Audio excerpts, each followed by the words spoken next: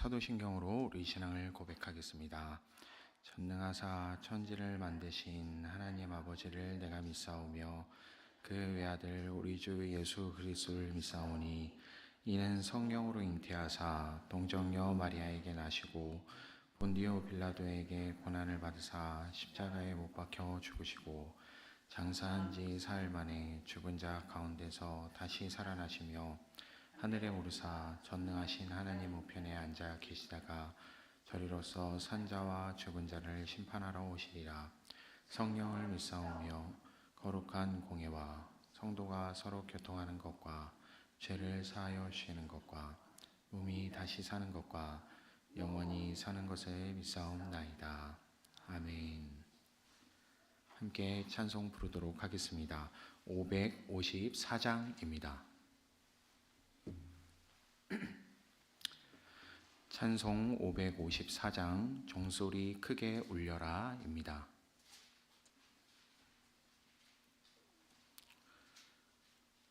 찬송 554장 함께 찬양하겠습니다.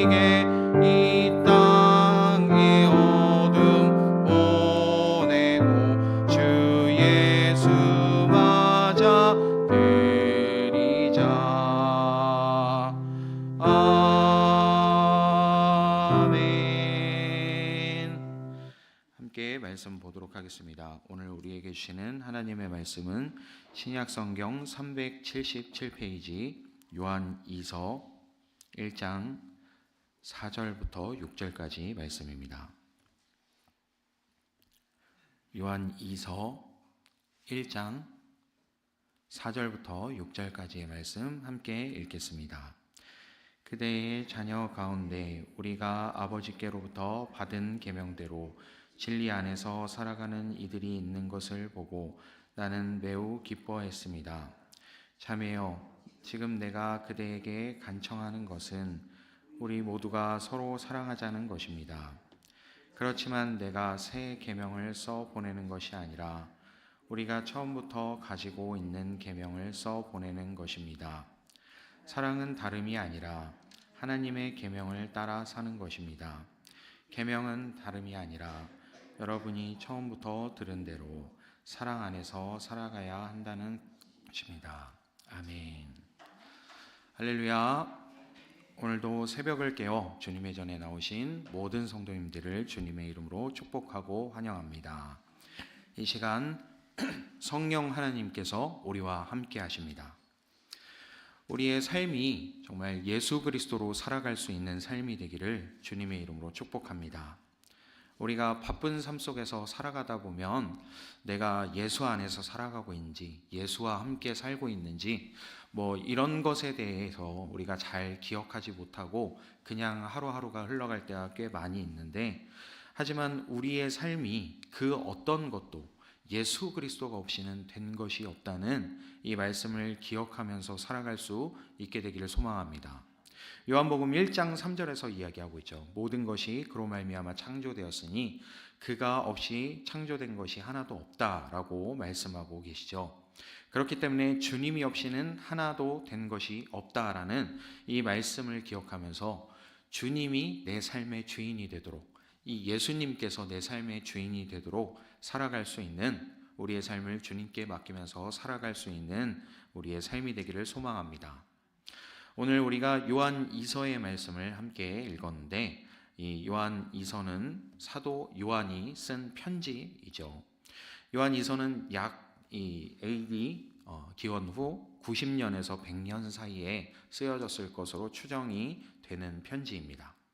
그리고 배경은 당시 초대교회가, 이 초기 교회가 겪었던 도전과 문제들을 또한 다루고 있다는 것을 말씀을 통해서도 우리가 볼 수 있습니다.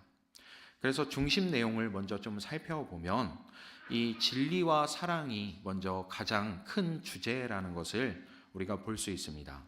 우리가 4절부터 6절을 읽었는데 앞선 1절부터 3절까지의 말씀을 보면 진리와 사랑에 대해서 계속 이야기하는 것을 볼 수 있죠.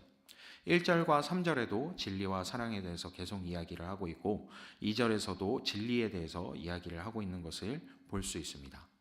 그리고 오늘 우리가 읽은 6절 이후의 말씀을 또 보면 이 거짓 교사들에 대한 경계를 하고 있는 것을 볼 수 있습니다. 그러니까 요약을 하자면 이 진리와 사랑으로서 우리에게 어떤 문제가 처해 있든지 이 문제들을 극복해 나아가야 할 것을, 교회가 진리와 사랑으로 하나 되어야 할 것을 이야기하고 있는 것을 볼 수 있죠. 그리고 또한 요한이서에서 요한은 이 진리 안에서 행해야 하는 이 사랑에 대해서 또한 강조하고 있는 것을 볼 수 있습니다. 진리를 떠나서 잘못된 가르침을 행하는 자들을 그래서 경계하라고 권면하는 것을 또한 볼 수 있습니다. 특히 이 예수님의 이 성육신, 육체적으로 이 땅 가운데 예수님이 오셨다라는 것을 부정하는 사람들을 경계하고 있는 것을 볼 수 있습니다. 이런 거짓 교사들과는 교류하지 말 것을 또한 당부하고 있는 것을 우리가 말씀을 통해서 볼 수 있는데, 이렇게 진리를 아는 사람들이 서로 사랑하고 그리고 하나님의 계명을 지켜서 이 그리스도의 가르침에, 예수님의 가르침에 충실하게 살아야 한다라는 것을 권면하고 있는 것이죠.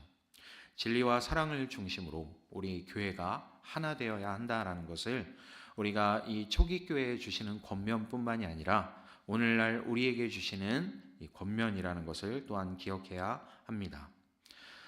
요한 2서뿐만이 아니라 이 요한 서신 전체를 생각을 해본다면 이 사랑이 가장 먼저 떠오릅니다. 오늘도 이 변함없이 사랑에 대해서 이야기를 하고 있는데, 이 사랑이라는 단어 자체가 요한 서신 안에서 무려 39번이나 언급되고 있는데, 그만큼 이 사랑이라는 것 자체가 이 요한 서신의 아주 중요한 주제이다라는 것을 볼 수 있습니다.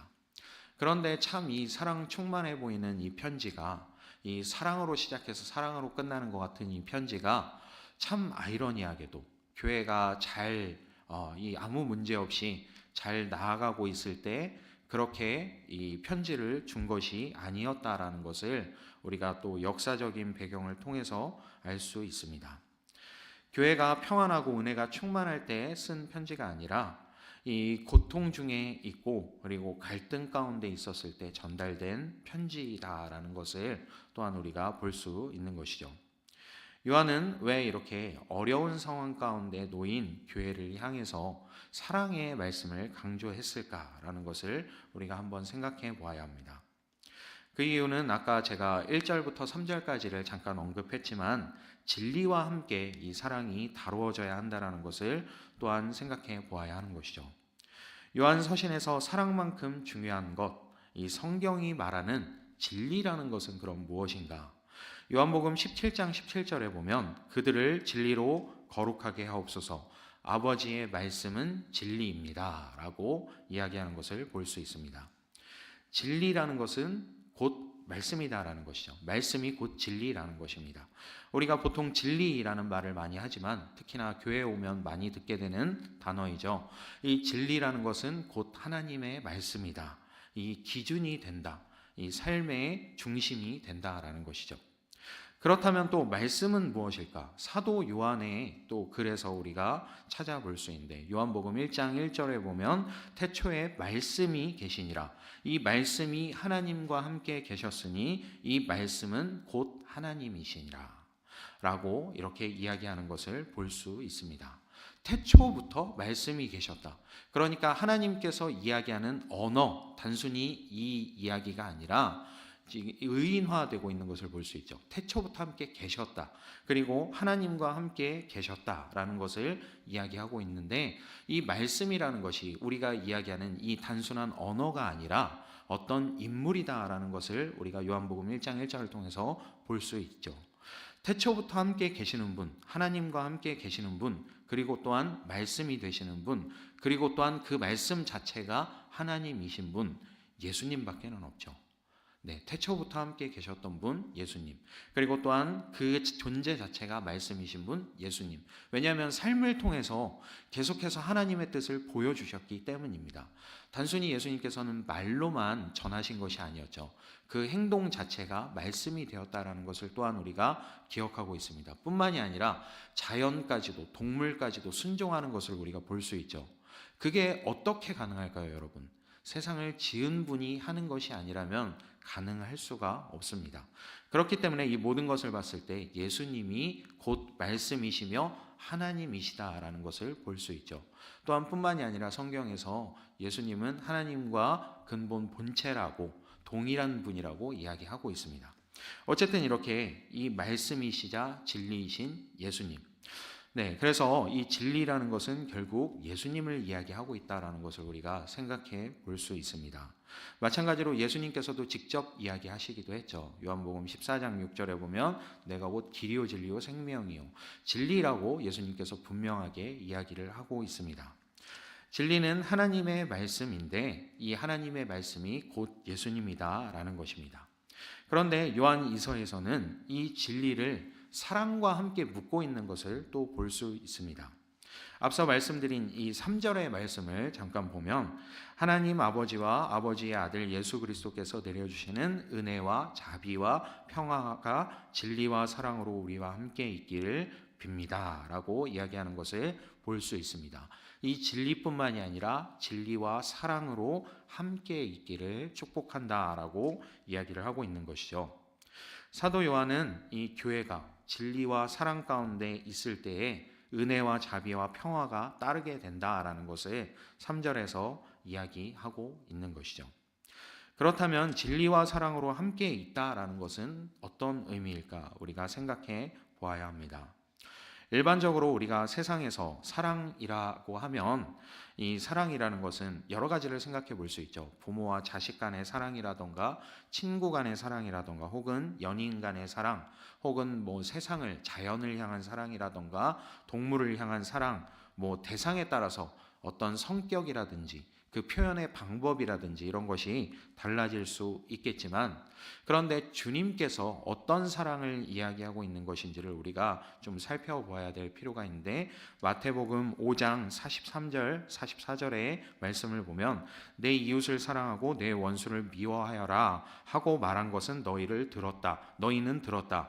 그러나 나는 너희에게 말한다. 너희 원수를 사랑하고 너희를 박해하는 사람을 위하여 기도하라 라고 말씀하고 계신 것을 볼 수 있습니다. 예수님께서 원수까지 사랑해야 된다라는 말씀을 하심으로써 이 사랑에 대한 새로운 시각을 또 제공하셨죠. 사랑의 대상과 범주를 내가 정할 일이 아니다라는 것이 이 이야기의 핵심인 것입니다. 하나님께 이 사랑의 범주까지도, 사랑의 정의까지도 하나님께 맡겨드려야 한다는 것이죠. 사랑할 만한 사람을 사랑하는 것은 누구나 할 수 있습니다.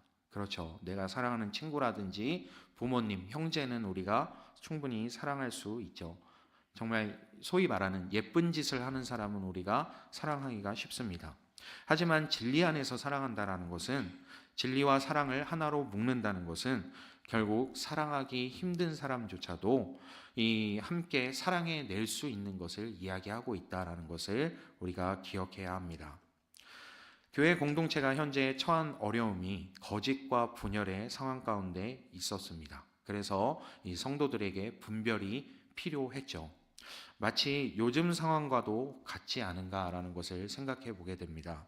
수많은 거짓과 그리고 분열의 상황 가운데서 우리가 살아가고 있죠. 그래서 더욱더 우리에게도 분별이 필요한 때인데, 이 상황을 분별해내고 그리고 또한 이 상황 가운데서 우리가 어떤 선택을 할 것인가, 이 사랑과 진리 안에서 살아가는 것이 필요하다라는 것을 우리가 이 초대교회뿐만이 아니라 우리에게도 동일한 과제다라는 것을 기억해야 합니다. 그래서 이런 때일수록 우리가 놓치지 말아야 하는 것이 바로 5절, 6절 말씀을 통해서 우리에게 주고 계시는데, 함께 읽어보도록 하겠습니다. 5절, 6절 함께 읽겠습니다. 자매여, 지금 내가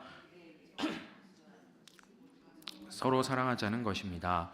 그렇지만 내가 새 계명을 써 보내는 것이 아니라 우리가 처음부터 가지고 있는 계명을 써 보내는 것입니다.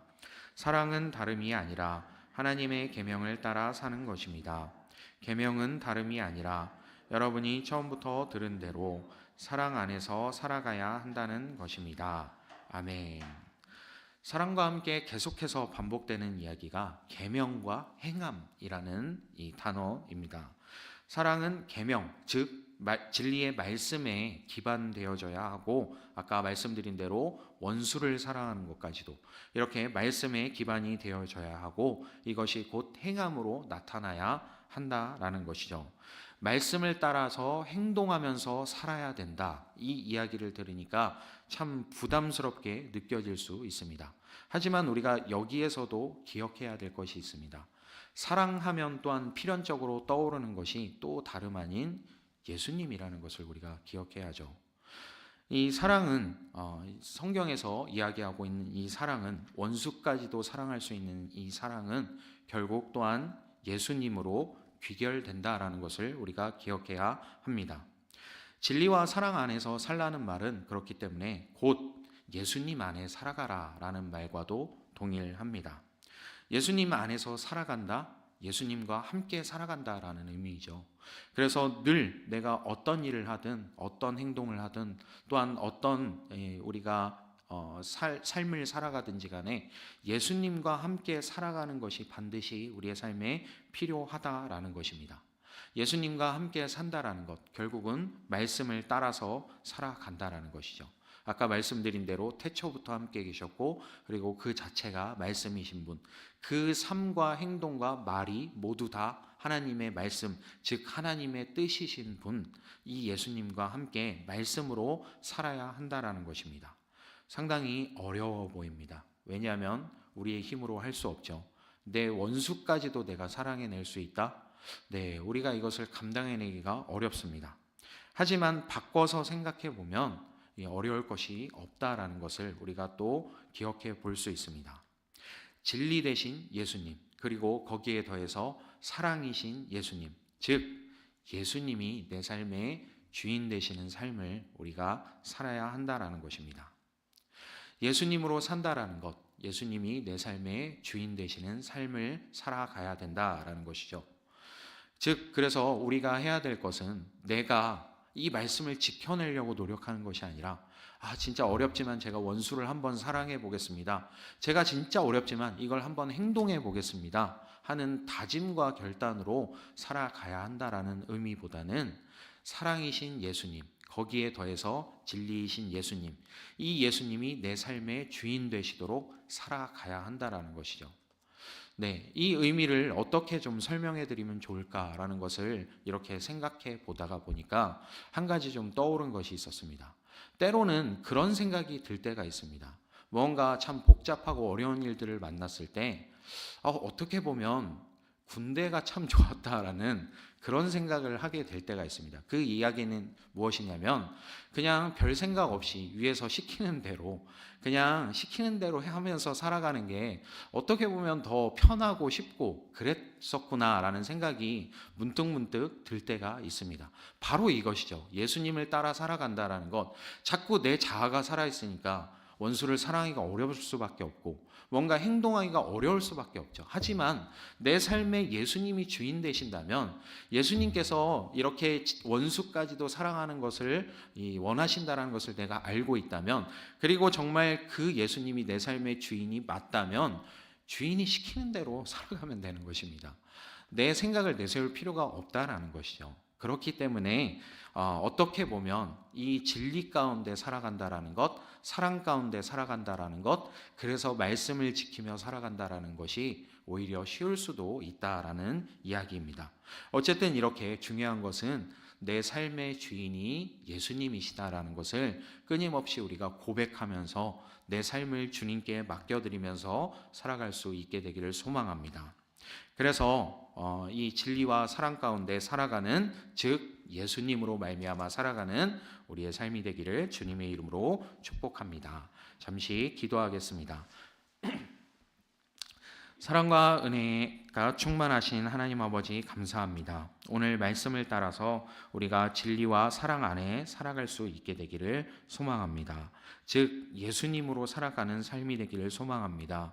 예수님이 내 삶의 주인 되셔서, 그렇기 때문에 예수님이 내 삶의 주인이시기 때문에 그 주인의 뜻을 따라서 자연스럽게 말씀을 행하며 살아가는, 자연스럽게 사랑을 행하며 살아가는, 그렇기에 그 진리와 함께 살아갈 수밖에 없는 우리의 삶이 될 수 있도록 주님 우리를 붙잡아 주시고 오늘도 주님의 길로 인도하여 주시옵소서. 오늘도 내 자아를 주님과 함께 십자가에 못 박게 되기를 소망합니다. 예수로 다시 살게 되기를 소망합니다. 주님과 함께 동행하며 살아가는 우리의 삶이 될 수 있도록 은혜 내려 주시옵소서. 주께서 함께 하시고 이끌어 주실 것을 믿습니다. 감사합니다. 우리 주 예수 그리스도의 이름으로 기도합니다. 아멘. 하늘에 계신 우리 아버지여, 이름이 거룩히 여김을 받으시오며 나라에 임하옵시며 뜻이 하늘에서 이룬 것 같이 땅에서도 이루어지이다. 오늘날 우리에게 일용할 양식을 주옵시고 우리가 우리에게 죄 지은 자를 사하여 준 것 같이 우리 죄를 사하여 주옵시고 우리를 시험에 들게 하지 마옵시고 다만 악에서 구하옵소서. 대개 나라와 권세와 영광이 아버지께 영원히 있사옵나이다. 아멘.